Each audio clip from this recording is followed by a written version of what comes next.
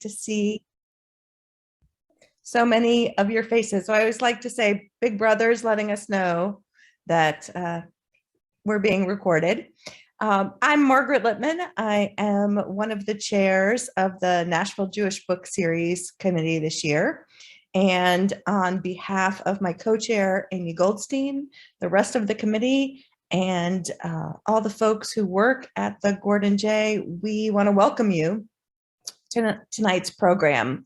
We are thrilled to have 3 authors tonight discussing love and loss and more. And while those topics are always topical, they seem even more so to me after the last 2 years that we've had.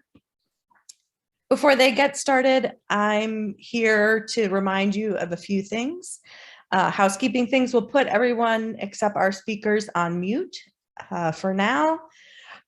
We will have time for questions and answers, and we want this to be a really engaging, interactive opportunity. So please put your questions in the chat. You can go ahead and put them as you're thinking of them. You can put comments in there, and then we will leave time at the end of the evening to get to all the questions.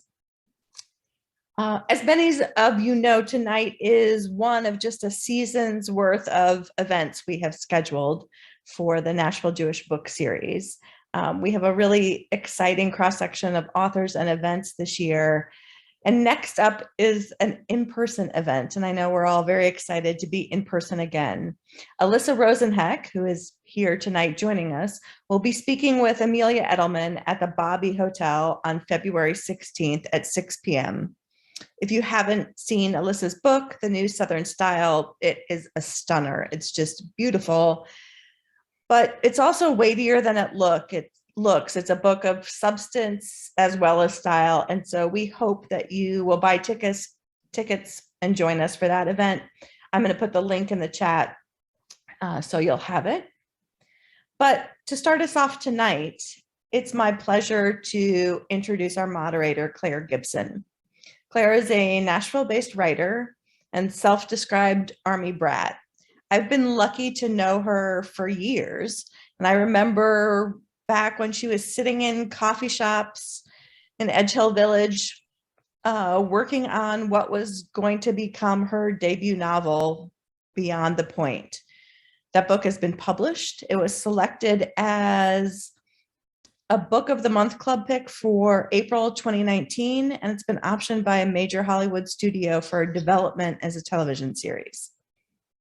She's the mother of 2 and has an essay included in Moms Don't Have Time to, a Quarantine anthology, which was edited by one of tonight's speakers, Zibby Owens.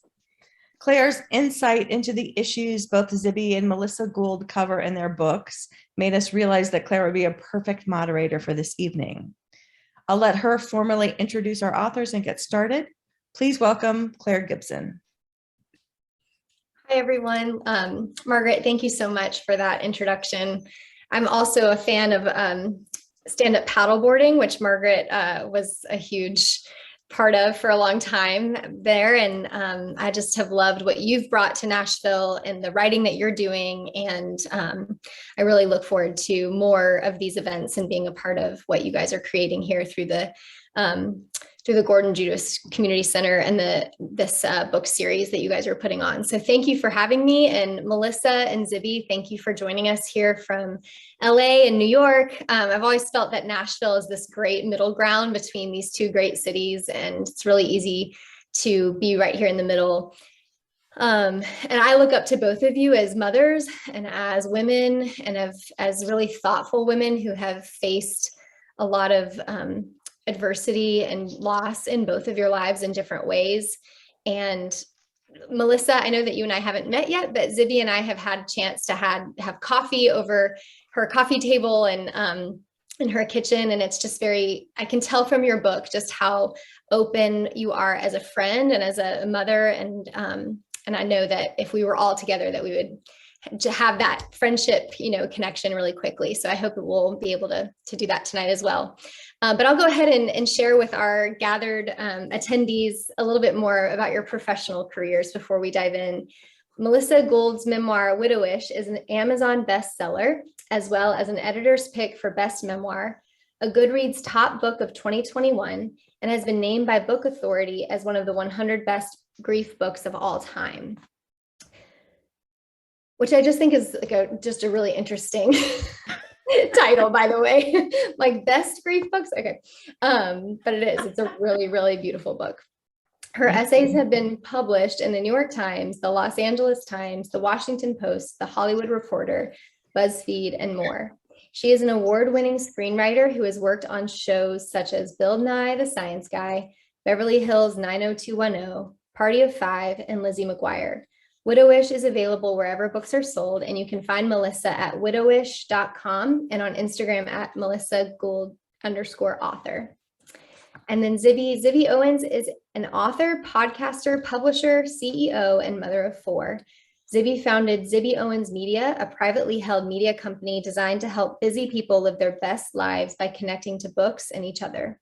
One division is Moms Don't Have Time, which is the home for Zibby's podcasts, publications, including 2 anthologies and communities. The other is Zibby Books, a publishing home for fiction and memoir, which she co-founded with Lee Newman. Her award-winning podcast, Moms Don't Have Time to Read Books, has been downloaded millions of times. And she's a regular columnist for Good Morning America, Katie Couric Media, Moms Don't Have Time to Write on Medium. Her upcoming memoir, which I'm very excited about, Bookends, is a memoir of love, loss, and literature. And it comes out July 1st. So make sure you get that pre-ordered. And she also has 2 children's books coming out in the next few years. First up is in April, and that's Princess Charming, and that's coming out with Penguin Random House. She lives in New York with her husband and 4 children, and for more information, you can follow her on Instagram at Zibby Books. So thank you both for being here. Again, thank you to all of you for taking the time out tonight.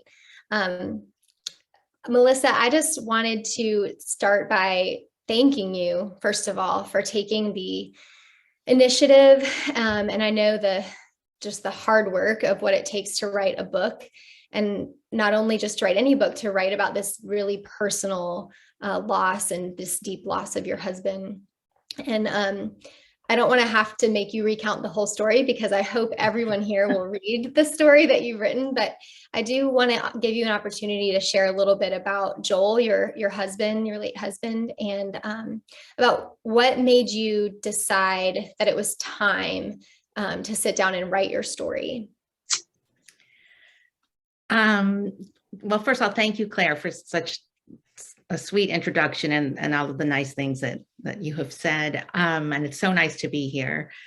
So Joel, for people who haven't read the book or have read the book, my Widowish is really about losing my husband very unexpectedly at a time in our lives where we didn't see it coming. Even when he was in the hospital for 3 weeks, I still thought he was going to survive it and come home. And that never happened. And the reason I started writing it, as you mentioned in my bio, I always made my living as a writer, but as a screenwriter, which is essentially writing fiction. And it never occurred to me, even in the depths of my grief and sadness, it never occurred to me to write anything personal. It just wasn't the way I was wired as a writer. But a friend suggested it to me one day, that I start writing down everything that I was going through and everything I was experiencing as how I felt as the town widow, and I felt like everybody thought they knew my story and made assumptions about my story, not even necessarily in a bad way or a gossipy way, but when somebody young dies in the community, we all kind of know each other. So they thought they knew the story. They didn't. And what I realized is that in writing about it and writing about my grief and loss and this tragedy, and then becoming what I call an only parent, we have an only child. And I felt like, I'm not a single parent. I'm the only parent our daughter has. But writing about all of it was the most healing thing I could have done. I started writing a lot of essays about it, which all sort of culminated in my memoir, because I thought I really have so much more to say. And I kept getting essays published in all of these wonderful outlets, but there was always more to the story. And I thought, I'm just going to write about it and in a bigger scale. And the result is widowish. And the greatest gift in all of it is that in writing about Joel and our life together and our love, is these are the things that keep him alive and keep him close. And I never saw that coming. I mean, it's all just been, so meant to be. And it's been a tremendous gift to be able to share my story and that have people interested in my story. And sadly that people, my story resonates for so many people, but in a way that makes grief a more palatable conversation. And so that I'm so grateful for. Well, I really resonated with so much in your memoir. For me, like grief in my life has looked a little bit more surrounding my husband and our attempts to get pregnant. We weren't able to get pregnant. We had a really long battle with infertility. And I think one thing I've heard you talk about in interviews, including your interview with Zibby on Moms Don't Have Time to Read Books, is the idea of expectations and how illness, whether that's infertility or a mosquito bite that leads to West Nile virus, as it was the case with Joel, there are these unexpected twists to our story that just take our life completely on a new track, and that take all of our expectations that we had for what life was supposed to look like and gives us a whole new deck of cards, not even a new hand, just like we're playing a whole new game. And that can be really, it's just totally changes everything. And Zibby, I'm curious to ask you too, these anthologies came from deep pain and deep unexpected change in our whole world. And I think I was very lucky to have a front row seat to how Zibby is just like a pull yourself up by your bootstraps and like, let's get this thing done kind of person. And so when the pandemic hit, as everything was sort of falling apart, Zibby was in that room that she's sitting in now and was saying, how can we get authors together to like help each other through this? And so can you tell us all a little bit more about not only your first anthology, but also Moms Don't Have Time to Have Kids, and sort of how you have let writing and literature help you process grief? Sure. And sorry, I laughed a second ago in the chat. My daughter just logged on and said, "Is that my hoodie?" Which is so funny. But anyway, I wore this specifically because my husband Kyle, who's on here too, we met Claire randomly at Books Are Magic a long time ago. And it's one of those things where that night just like our paths just keep crossing. Same thing with Melissa. It's like sometimes people come into your lives in the strangest ways, or you don't know when. Melissa's book, as she knows, I read Kyle, who's here tonight. We tragically lost his mother after 6 weeks in the hospital with COVID. She was young and healthy and beautiful and amazing, and it was horrific. And I sort of posted on Instagram the whole time, so everybody went through it with us. But as I flew down to the hospital for the final few days, I grabbed Widowish, and that's what I was reading. So I will forever like link these events, because by my diving into her story, I was able to make my way through my own. So I feel this sort of forever debt of gratitude that we were entwined, even though you weren't really there with me, but you just didn't know it. So and that's really the power of what a great book can do, and how Melissa can say that she writes it because it's helping her, and yet you don't even know how many people you're helping when you put it out there. So anyway, So sweet, Zibby. It's true. It's true.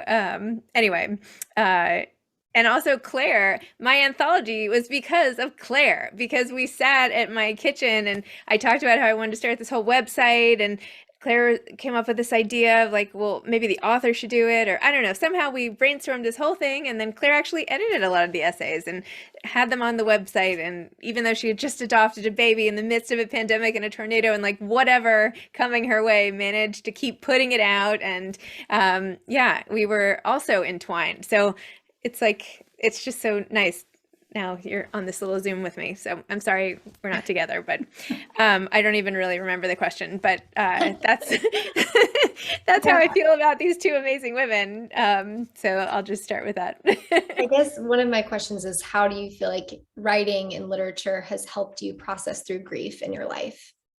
Oh, I literally don't know what people do who don't write their way through hard times. I mean, I guess therapy is good, and I guess you can talk to your spouse or friends, or chocolate, and I don't know, maybe alcohol. But anyway, for me, it is the secret ingredient to survival. And even if it's something as simple as an Instagram post or a really short 600-word essay on something I'm thinking about. That's how I process my feelings and get through the world, particularly with grief. I've had a lot of loss in my life, as I'm sure many of us have at this age. It used to be like somewhat unique. Now I'm like, who hasn't had loss by midlife at this point? But I'm being flip about it. I don't mean it that way. When I was 25, I lost my best friend on 9/11, and we had lived together and been best friends since college. And it kind of changed the trajectory of my life. And I was at business school at the time, and I started writing. I've been writing since I was 14, like publishing, but I remember writing at the time with all these people who were very focused on their careers. Not that I wasn't, I was into my marketing life and whatever, sort of. And they were just like, wow, you're being so brave by writing about this loss and how you feel. And I was like, well, I'm not being brave. This is just how I'm getting through it.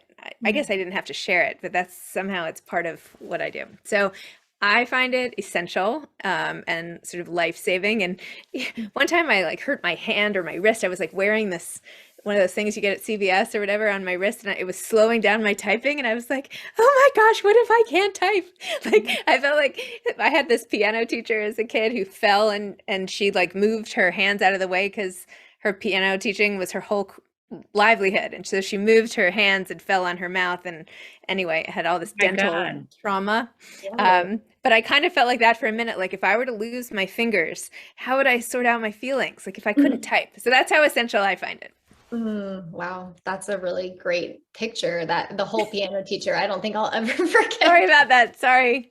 No, I think it's a really good, image of how, I mean, I feel the same way. I was telling my husband the other day that when I can't write, I feel physically sick. Like there's times I feel like I feel physically sick if I can't process like what you're talking about. And I'm curious too, like, Melissa, what was your experience of writing the memoir compared to some of your time on sets and like in writers' rooms for these different television shows? How do those two work? And do you feel like it's a totally different muscle group, or do you feel like you learned something from your writing on television that helped you with your memoir? It's funny when you're part of a TV show or even a movie, and you're writing, so much of it is by committee. And so much of it takes place in a writer's room, which we've all seen depicted in various TV shows and movies and things like that, or read about. But there's usually like a whiteboard or a corkboard, and everybody pitches. And then, I've been on writing staffs where literally it's just a round table, and it's like, hey, one by one, your name is going to be on the script that week, even though you maybe didn't even write it. But it's just, that's the way they sort of even it out. And then I've been on shows where there's hardly a writer's room. You kind of discuss ideas in a broad sense. Everybody goes off to write their script and come back and you tear it apart. So it's a very different experience. That being said, when I am off on script or have been on a series where I do go off and write the script, in feeling, it's very similar to what writing my memoir was, except again, my memoir was all me and personal. And certainly in writing a screenplay or a teleplay, I put in, I flavor it with facts of real life, or whether it's my own or something I've seen or heard or something that a friend might be going through, but it's not personal in the way my memoir has been. But I feel like once I was encouraged to start telling my story and writing about it, I couldn't stop and I don't know that I would ever comfortably go back to screenwriting in a way. And Widowish was just optioned also for TV. Thank you. I mean, it's very exciting, but I have to tell everybody, I'm so thrilled that I have a background in that, or else, like I had a development meeting today, like everything would be huge and so exciting. And I'm so cynical about all of it now. but it's cynical, but I'm very hopeful and positive. But it's like, because I know better than, knowing, oh, so-and-so's reading it, so-and-so's interested. So it's like, okay, great. Let's see what happens, because these things take such a long time. And the truth is, like, had I envisioned telling my story as a screenplay, believe me, I would have. I had never written a book before. Like, my agents and my people were Hollywood people. Widowish was an entirely different experience because it was literary, so like my agent is a New York agent. Like, it's not my Hollywood agent. It's like under the umbrella of writing, of course, there are all of the similarities, but having written a book, it's so bittersweet for me, because I think that's how I always envisioned myself, was as an author. And then my whole career deviated. I became a screenwriter, which was fantastic. And I loved pretty much every minute of it. But now that I've written a book, like, I don't know that I could go back to that. That's really interesting. Yeah. I appreciate that so much. Just that you've been able to take on this whole new field. I think it's in the midst of, everything that you have been going through these last few years. I think that's really admirable and brave, and it inspires me to take on new challenges. And so that's beautiful. Wait, Claire, That's so nice. I mean, I have to say, like, and Zibby, you mentioned too, like, somebody commented to you, like, it was so brave. Like, I think we're all kind of saying the same thing. Like, I don't feel particularly brave around this. I feel like this is what saved me. Like, brave would be if I decided to go like bungee jumping or something like that's so outside my comfort zone. But like, this was like, I could do this. And yes, it's a memoir and obviously extremely personal, but I kept a lot to myself as well. Like, I know it feels like I just like, I shared a tremendous amount, and I wanted to, and that was essential to my healing. But brave, it's not brave to, I that sort of trips me up too. Like you were saying, Zibby, like this wasn't brave for me to do. Yeah, I can't even get up a rock wall like in a gym. I'm too scared. Right. Wait, I wanted to know, Claire, what was going on with your TV film? What's going on with your project? Yeah, I was laughing when I heard Melissa talking about having sort of realistic expectations. I think I thankfully have some people around me that helped me feel that way when I got the call about Beyond the Point. But yeah, it's been renewed. The option's been renewed a couple times, which is great because it makes me feel like they're still invested. But yeah, no news is no news, right? So thanks for asking though. I do want to talk a little bit about faith and like what role faith plays in this book of yours, Melissa, and then also in your world, Zibby. I think there was a particular passage in Widowish, Melissa, if you do you mind if I read something from your book? Oh, feel free. Would that be okay? So it's on page 82, and it just really struck me as beautiful. It's actually about your wedding with Joel. And it says, we said our I do's under the, is it chuppah? Chuppah. Okay, the chuppah in Hal and Rita's backyard with beautiful and expansive views of the valley. The 60 people who attended tell me it was one of the best weddings they've ever been to. It wasn't lavish or over the top. It was intimate and full of love. Our first dance as husband and wife was to the Lemonheads song, Into Your Arms. But before that, Joel queued up the James Taylor song, How Sweet It Is, to start playing right after we kissed, and stepped on a wine glass, and everyone yelled, Mazel Tov. In a Jewish wedding, breaking the glass symbolizes the ancient destruction of the temple in Jerusalem. As Jews, we remember that even during moments of extreme joy, we should be mindful of suffering. We would never have guessed how prophetic this tradition was for us.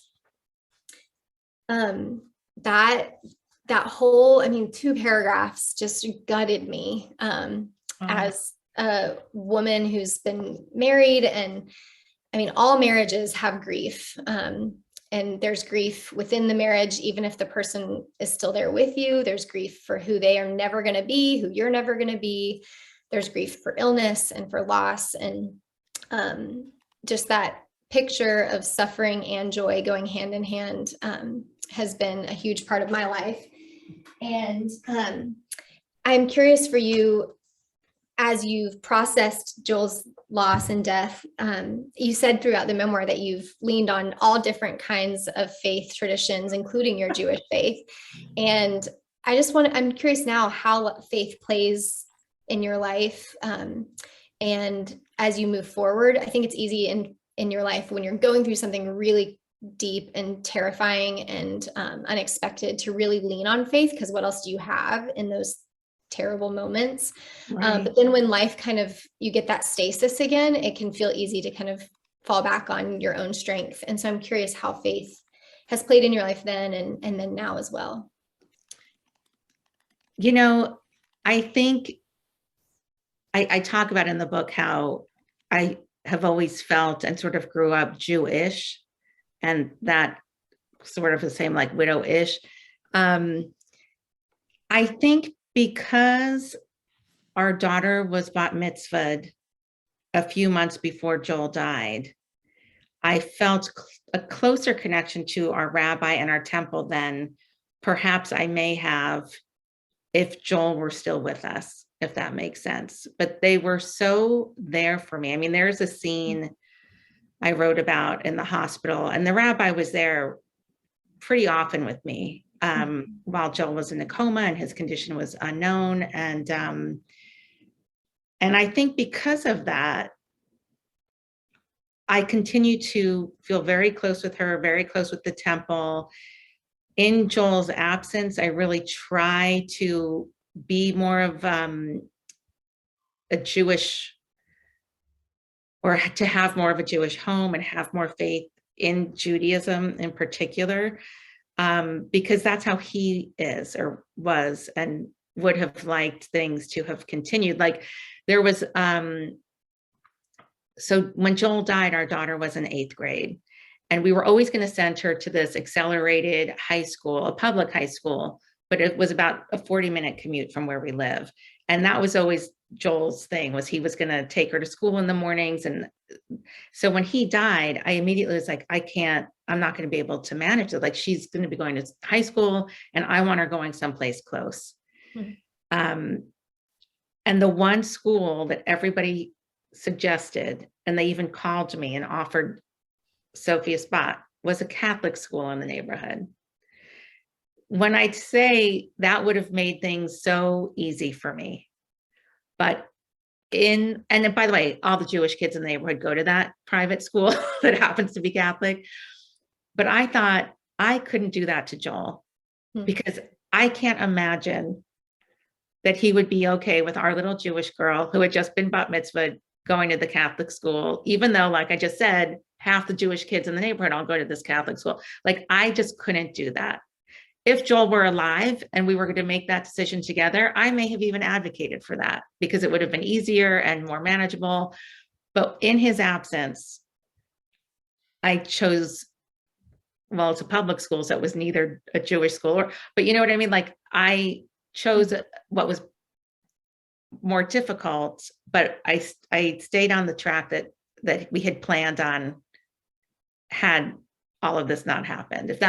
I don't know if that makes sense, but I continue to be, and I write about in the book, like I really became absolutely obsessed with Joel Osteen, which is crazy, which I just think is grief. But for me, listening to Joel Osteen, who is undoubtedly, there's no question, he is an evangelical preacher. He helped me, and I just was okay with it. I wasn't gonna judge myself or feel foolish. I was taking the help where I could get it.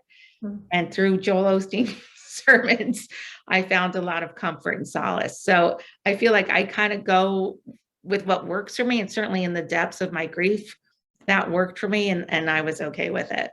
And I think my rabbi was too. I'll have to ask her. Yeah. Anything that keeps us, in tune with a higher power, and that like reminds us that you're not alone, and keeps you from like going into a deep, dark pit of despair is a good thing. Oh, yeah. In my opinion. Yeah. Yeah. Yeah. Zibby, tell a little bit about your experience of faith, particularly, I mean, as you were reading Widowish and losing Kyle's mom, like how has faith been a part of your journey? And maybe even in your writing? Like, I don't know, for me, I find that I'm constantly praying to God to send inspiration, send something good into these fingers as I'm writing. I feel like I'm constantly asking for something eternal to happen in the words that I'm writing. And I'm curious how that plays out for you. Well, like Melissa, I feel like the community really rallied. Kyle actually had converted to Judaism when we got married. He's my second husband, and I have 4 kids, and 2 of them just had pandemic mitzvahs, whatever you want to call it, in the first lockdown or whatever. And so we had gotten back in touch with I had gotten back in touch with Judaism as Kyle went through the whole process, and we had all these meetings with the rabbi, and I was like, please don't fall asleep. And anyway, it was like a whole thing with the mikvah and lessons and Fiddler on the Roof on the weekends. And I mean, it was like a whole immersion. But just to be clear, it wasn't me falling asleep. It was you falling asleep. It was. I didn't want anyone to think I was falling asleep during that. I was wide awake paying full. Yes, he was rapt attention, very focused. It was me. So we had gotten to know the rabbi again of a different temple where Kyle had converted. And I remember right when his mom died, we got this whole care package, like Temple Manual Cares or something. And I was like, oh my gosh, I'm the family that like the Temple Manual Cares Auxiliary Committee is sending something to. I can't believe it. But they were amazing. And it meant so much to me when they would read, when we were praying for her to get better. And even Kyle's grandmother had just passed away as well from COVID. They would say her name and they would pray for her. And we would watch Zoom Shabbat services, which we would never have gone to here, right? If we were out running around in our normal lives. But because of the pandemic, we had them on. And sometimes we had 2 different computers because we belonged to these 2 different temples. We would like be going back and forth, different parts of the room while we were making dinner, just so we could hear her name and like, don't go to the bathroom. They might say it now. I'm making light of it, but it actually meant so much to feel so caught when we were falling, right? To have this sort of safety net, spiritual safety net, emotional. And they were not Jewish. His mom and grandmother were Catholic, but it didn't matter. And they just embraced them. And it was like they were one of their own. It didn't matter. And so I'm very grateful to both of those communities for that. But I will say that, as I get older and as the losses rack up and get closer and closer to home, I am believing much more in all sorts of signs, and I really am believing all of that, and that each person sort of has their way of communicating. And Kyle's mom's is rainbows, and we keep seeing rainbows in all these places, and we're just like, hey, there she is. And like, we joke about it too. Where were we recently? And there was a rainbow. I was like, well, of course you wouldn't miss this, here she is. So yeah, as I guess it's really helpful. And I didn't used to believe, but now I do. So yeah, that's beautiful. How about you? How about faith and grief? Yeah. So I come from a Christian tradition in my family, and my faith became much more personal to me through our infertility struggle. I had been like a very good Christian girl, like growing up, and like did everything right, and didn't have sex before we got married and all the things, and then tried to have a baby and couldn't. And I was like, what the crap, could have had all the sex. And I felt like, I was owed something, and turns out like, that's not how God works, right? Like, we're not given what we deserve. Thank God.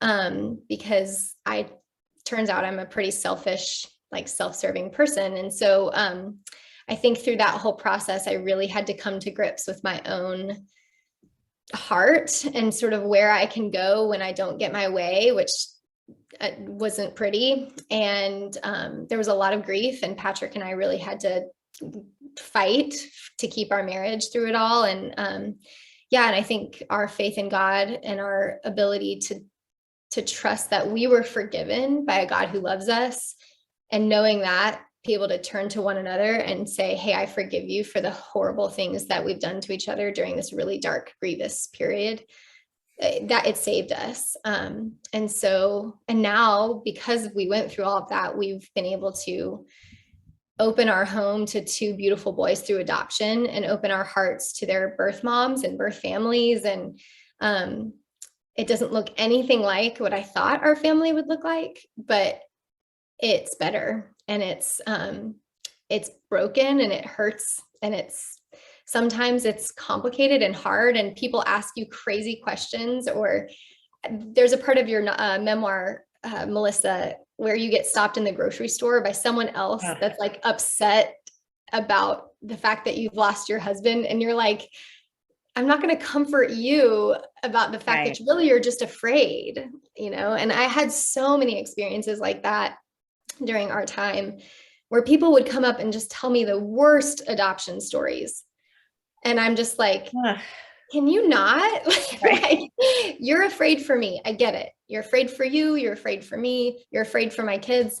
I got enough of that going on myself. And so to be able to just take those experiences and take them to God, and take them to,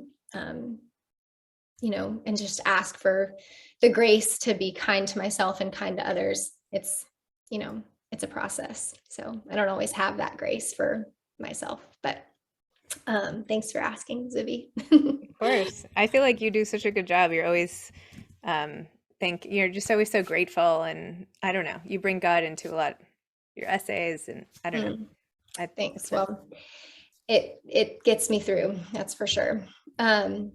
Well, I wanted to ask a few more questions, but I know we're also getting closer to the time where we want to ask a few questions from our group. So we have one here, and it says, for both Zibby and Melissa, I'd like to know how you go through the process of deciding how much you write about members of your family, particularly your kids. Do you discuss with them before what you're writing gets published?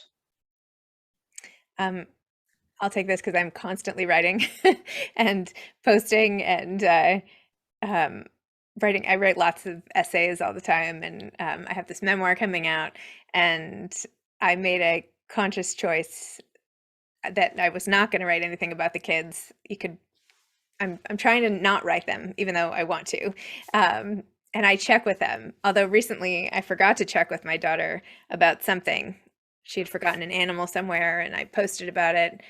And we saw somebody who, like, maybe my babysitter, and she was trying to tell them the story, and the babysitter said, no, I saw it on your mom's Instagram. And she's like, oh, you posted that on Instagram? So anyway, I never do that anymore. I thought that was relatively benign, but it's okay. For a 7-year-old, that was a big deal. So I do not write. I don't post their pictures. I don't write their names. I just try to keep it off limits. And the only scenes in the memoir with the kids were very generic and don't really talk too much about it. So that's really, I try to keep it pretty vague and relatable. Like, that's how I do it.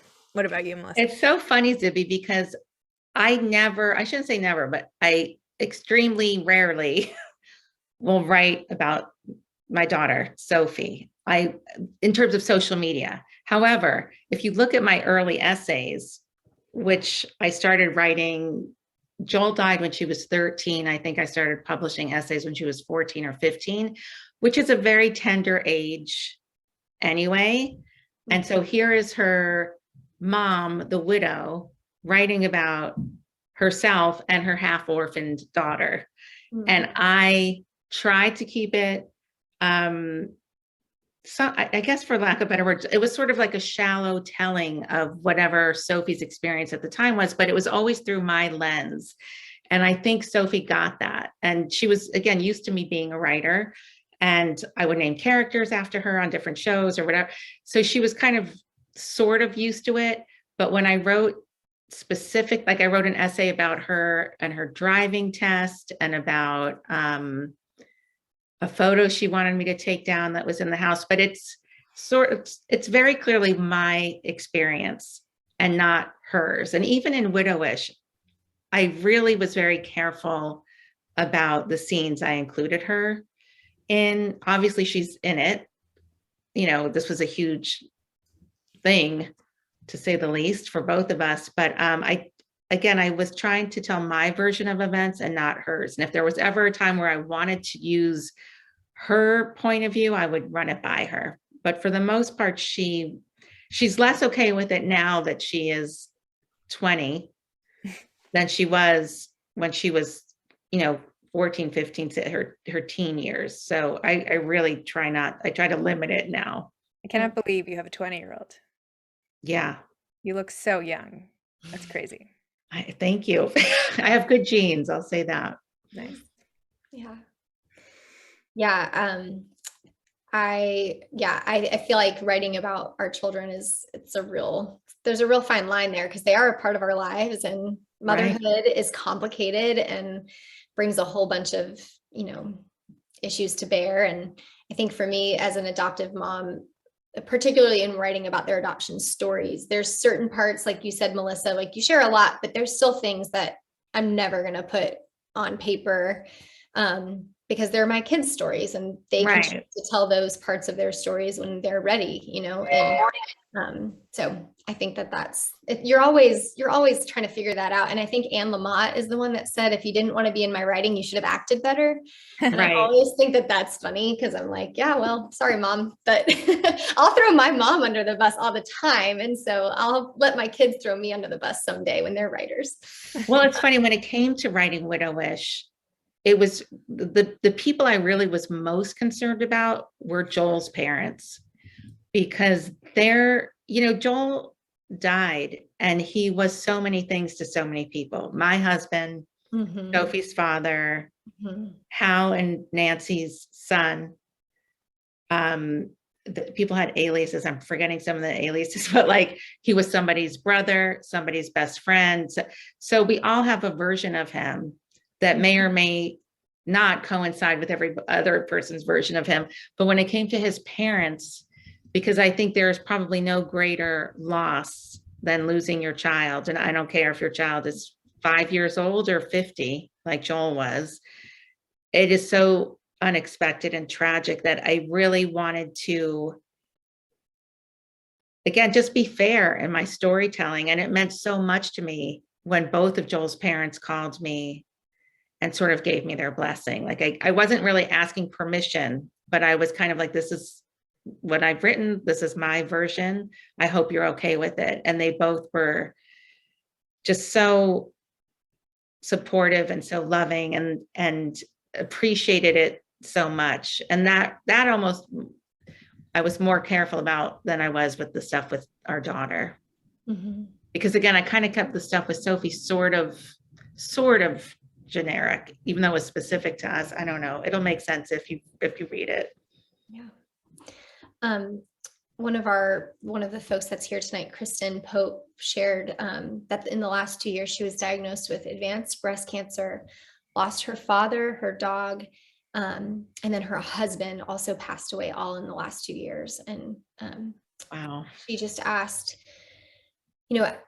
as she was experiencing that grief, found it was different depending on the person that she lost, that the grief sort of was manifested in different ways. I think, Kristen, that's maybe what you meant. And I was just curious if that was the case for you, Melissa, if that grief manifested in different ways over time, or how you feel about that.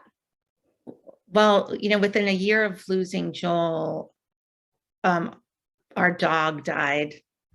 And That dog was our first baby. This was supposed to be fun for everybody. I built this as like a fun escape night, and it's like gets worse and worse. It's so heartbreaking, all this loss. Oh my gosh, it literally breaks my heart. I know, but people think that my story's funny. Also, that's my favorite compliment. They're like, it's That's the true. Your saddest, book is funniest funny. book I've ever read. Your book is funny. It's absolutely true. So I'll try to make this funny. But No, what no, was no, no, funny no. is I'm that I'm when kidding. our dog died, Sophie and I were like, we were so jealous because we assumed that our dog was now going to get to see Joel. And we were like, that's the best thing ever. Like, but I mean, yeah, I think every loss is different. And I think even a diagnosis is a loss and a grief that you are experiencing. And even to your point, Claire, infertility, that's a lot of grief that I mean, I wrote about that too in my book, you know, but I think there's so many different kinds of grief, and there's no right or wrong when it comes to experiencing it. You know, you feel the way you're going to feel. Mm-hmm. And no two people are going to feel it the same way. Yeah. And a lot of times I felt like the further you try to like push it off, the bigger the thing becomes. And it can feel scary to open yourself up to the grief because you're like, I'm never going to get out of bed. And I remember someone told me, then never get out of bed. Like this, Right. You have to feel it. You have to feel it. And that was really scary for me. And guess what? Once I did started feeling it and letting myself have those emotions, then I actually was able to come back to life a bit slowly, but it takes, it takes a minute. Right. And again, everybody manages it in their own way. Like the fact that here I am, like this nice Jewish girl, and I was obsessed with Joel Osteen. I mean, that's a little weird, but that's what helped. Mm-hmm. Yeah. Kristen, I'm so sorry for those losses that you've experienced these 2 years. Yeah. Thank you for sharing that, Kristen. I'm so sorry. A couple more questions here. One, someone asked, for all three as moms, how do you find time to write? How often are you interrupted? I'll give you that, Zibby. You have 4, I have 1. But I'm divorced and remarried. So I do have every other weekend to myself, which is my secret weapon in how I get anything done. I would not be able to do it otherwise.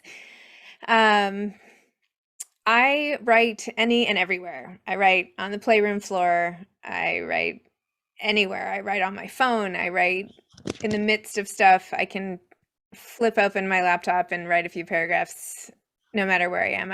I'm not precious about it. And I just do it. I just like, I just assume, like I get to a place where I'm like thinking about, oh, I think I'm going to write something about this. And all of a sudden it's like, okay, now's the time. I got to do it. And wherever I am, I just do it.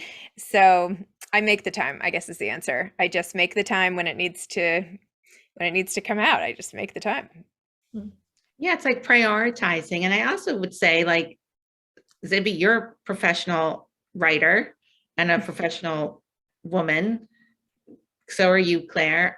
I'm a professional writer. Like, if this is your job, you do your job, whether you have kids or not. I mean, it's different because a lot of us are, I mean, that was the thing about the pandemic. Like, for the most part, I worked from home, or I had very like non-traditional office hours.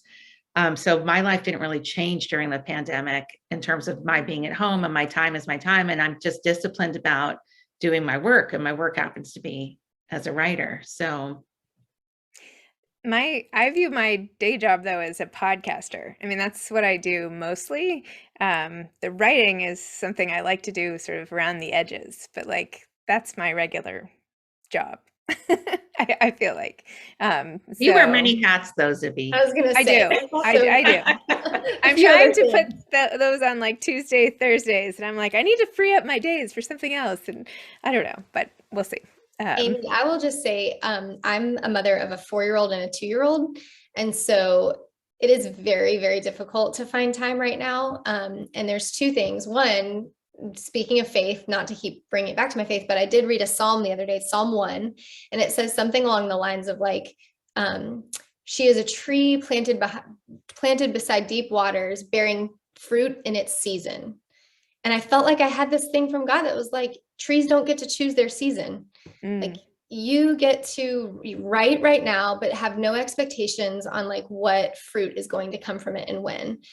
And that was really like, every time I feel that way from God, it's like, it's always a kind word. It's never mean, you know? And so I felt really encouraged by that. And then my husband and I negotiate our mornings like it's freaking UN nuclear summit. Like I'm like, okay, you get from 6 to 7 to go to the gym. I get from 7 to 9:15 to do my writing. Then I'm taking the kids, and then we're like, we got it down to the minute by minute, and he knows how important that is to me. And so, that's become a really big part of our marriage, like figuring out, and it changes every few months. Like, okay, well, that's not working because school is this and that and whatever. But just trying to always keep those little pockets for myself is really important. So, by the way, Claire, if you didn't write a single word for the next couple of years, that would be fine. I mean, it is hard with little kids. it is hard with little kids. Sometimes I feel like I'm doing so much now because I had it all pent up for so long that it's like all coming out like every which way, because for so long I was just like in it with the kids. But. Yeah. And I think too, it's always so awesome to remember, like, we're not limited to a certain amount of time or momentum or like all these things people tell you. Like, it's life can go on, and I'll be grateful to write whatever I can write when the time comes. So I think writing is one of those great things that the more you live and the more things that happen, good or bad, the better you will get. Like the more life experience you have, the better you're going to be as a writer. I feel like and that's a great segue into actually what my last question was going to be, because I'm actually going in a couple days over to Nashville School of the Arts to talk with some students and lead them in writing exercises. And I used to be a teacher, and so I did it every day. And I don't know how, because I'm already terrified of these high school students that they're going to chew me up. But what would you tell this is for both of you, what would you tell your younger self about life, about writing, about motherhood? What would you share with yourself? I would tell myself that someday it'll all make sense. Someday all these things you're interested in, all these relationships, all this stuff, just give it time. Don't search for the answer. I mean, I wouldn't have believed myself because I just wouldn't have listened to me at all. But I would like to believe that I would have, but I wouldn't have. That's a really beautiful answer. That's such a good answer. I don't know how to follow that because I don't know what I would tell myself. I've been asked that one before. That's my second time. I hope it came out better than the first time. I mean, I think I said like a version of this earlier, but like I always knew I wanted to be a writer. I mean, since I was the youngest child, I just knew I was an avid book reader, book lover. I knew I wanted to write. I had no idea how it would come out. Like I didn't, I grew up in LA and couldn't wait to get out of LA. I wanted nothing to do with Hollywood. Whether you're in the business or not, just growing up out here, you're like by association in the business. I hated it, wanted nothing to do with it. The minute I leave LA, I'm like, oh, maybe I want to be a screenwriter. And it's like, shit, I have to move back there. I couldn't believe it. And so, but the fact that it even happened was unbelievable. But I always thought I would write books. I always thought I'd be an author. And that's why Widowish is so bittersweet, because I don't know that I would have changed my whole trajectory had I not lost my husband, but I would trade all of it if it meant Joel were here. So, it's just this weird thing. But I guess I would tell myself, like, believe in your childhood dreams. I don't know. They can come true in weird ways. I think I would also say take notes. Just take notes. I wish I'd written more stuff down. I took lots of pictures, and I'm glad for those, because I look at them a lot to remember when my memory is like disintegrating. But I wish I had taken more notes, and because I'm convinced in the moment where I'm like, well, I'll never forget this. You'll forget it. Then you forget. Yeah. Take more notes. Yeah. That's so good. So good. Whenever I look back at old journals, I'm always fascinated by like, oh, I wrote down what I ate, and like, oh, like the little tiny details that you're like, oh, that was so interesting, and sometimes I look back and I'm just ruminating over the same thing over and over and over again. And I'm like, just write down the details. That's all that is actually interesting later on. I just started reading my old diaries to my little kids. It's the cutest thing. From when I was really little, because I started a diary when I was like 8, and now my kids are 7 and 8. And anyway, I was reading them this whole trip I took with my family, and That's they just got great. such a kick out of it. And you're right, every meal I was like, Mom, I had, like I had But it's chicken, fascinating. and Teddy had this, and Mom had melon, and I, I don't know. It's really fun to read. Anyway, That's great. Wow. Well, thank you so much for this time. And if there's any other final questions, feel free to jot them in the chat. But I think we're kind of coming up here on the end. So thank you both so much for being open and vulnerable and so generous with your words and lives. So I'm glad to know you, Melissa. I hope I get a chance to meet you in person someday. I know, Claire, thank you so much. It's so nice meeting you and having this conversation. And Zibby, I always love seeing you and talking, and this has just been great. Me too.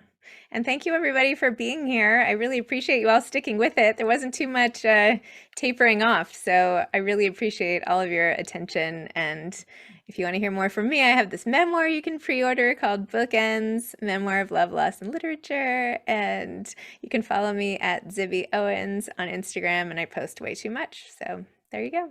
Oh, here, I'm going to leave my website in the chat. Thank you. Thank you to all of you. I did put Thank you, Claire.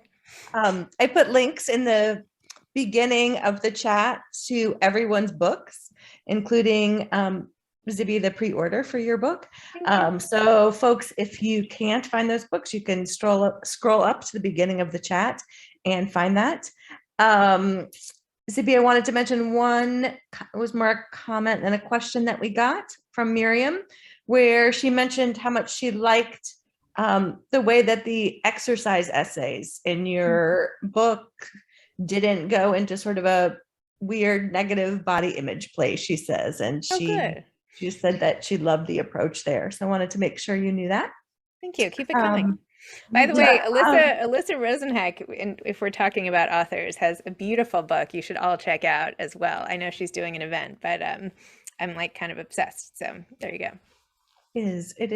It's a beautiful book.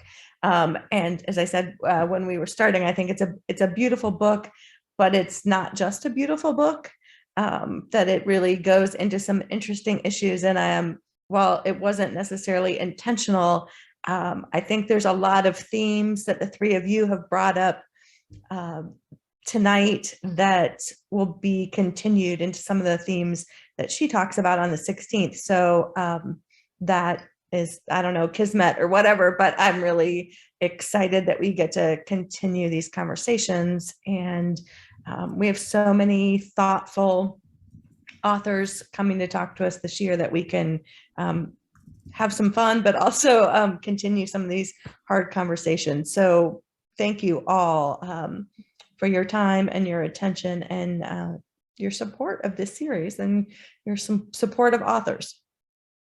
And I have an essay in Moms Don't Have Time too. Yes.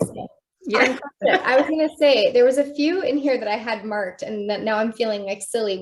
I didn't read from the ones that I loved the most, but Melissa, yours on friendship was amazing. And then I loved Zibby time chasing you all over the place. I could just like feel. Yeah, these are my last.